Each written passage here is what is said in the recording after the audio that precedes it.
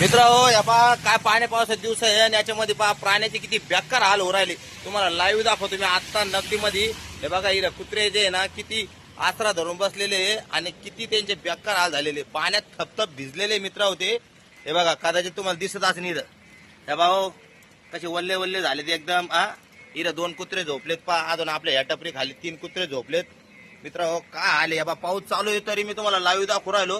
कदाचित तुम्हाला इकडे पाणी दिसत असेल. हे पहा हे पाण्यात थेंब पडताना, पण मला यांच्या म्हणजे हाल पाहायला गेले नाही मित्र हो. तर मी म्हणलं चला तुमच्याशी शेअर करावं की मुख्य प्राण्याचे काय पाण्या पावसात हाल आहे.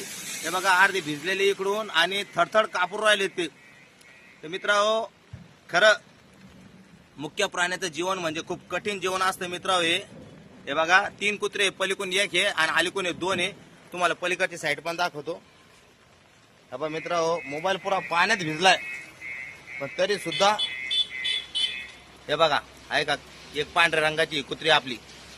कसं गड्डे केलं मित्र. ही माझ्या टपरी खाली बसलेत, बसू द्या करू द्या गड्डे, द्यायला काही प्रॉब्लेम नाही.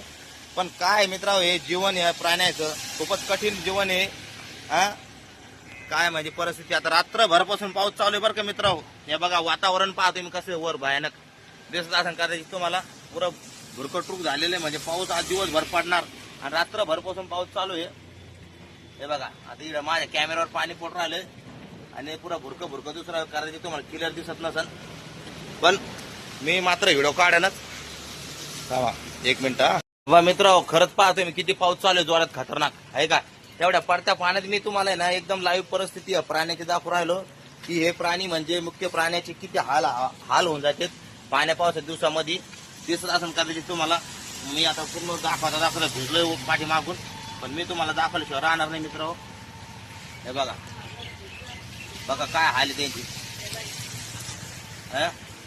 एक तर बाहेरच आहे, गाडीच्या 2 जणांना जागा आवरून घेतलेली आहे आणि एक बाहेर आहे. दिसतं तुम्हाला काय. हेच म्हणजे सांगण्याचं तात्पर्य मित्र हो की प्रशासनाला माझी विनंती आहे हे मुख्य प्राण्यांसाठी काहीतरी वेगळं कक्ष करा, वेगळं काहीतरी डिपार्टमेंट करा. असे पाण्यापासून दिवसामध्ये बिंदा द्यायला धरून घेऊन जावा आणि त्याला तिकडे मस्त आणि सुरक्षित करावं. कसं वाटतं तुम्हाला? बरोबर आहे की नाही. आता इकडे पहा हे पण 2 कुत्रे आहे ना, आता इकडं आसरा घेऊन बसलेले पहा. या बघा आता या टपरी खाली आणि बाबाची टपरी आहे. बाबा खूप जीव लावते हो त्याला, खाऊ पिऊ घालते, थोडं फार याला सहारा देते. मला वाटतं मित्र इथे ना काहीतरी ताडपत्री लावा, म्हणजे जेणेकरून आहे ना त्यांना ना थंड वारं आणि पाण्याचा जो वासाडा आहे का असा आपला तो लागणार नाही आणि आतमध्ये पाणी द्यायला म्हणजे वल्ल करणार नाही आहे की नाही. दोन्ही टपऱ्याला मला असं वाटतं तसंच करावं.